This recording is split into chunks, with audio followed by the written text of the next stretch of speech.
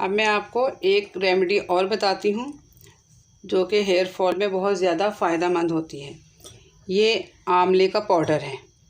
ये आप ना अपने बालों के हिसाब से ले लीजिएगा। 2 चम्मच या 4 चम्मच, जितने भी आपके बाल घने हैं, लंबे हैं। फ़िलहाल मैं 2 चम्मच ले रही हूँ। और उसके अंदर आपने नींबू का रस डालना है। इतना डालना है कि ये पेस्ट सा बन जाए और इस पेस्ट को आपने अपने बालों की जड़ों में लगाना है।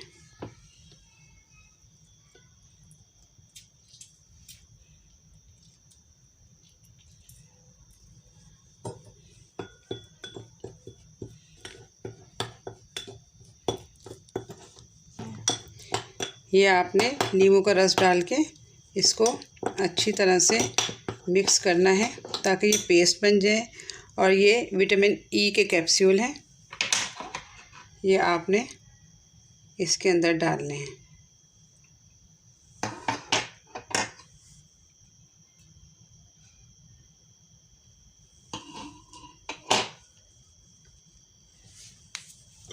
ये आप इसके अंदर अच्छी तरह से डाल के इसको मिक्स कर लें और अपने बालों की जड़ों के अंदर आप इसको लगाएं।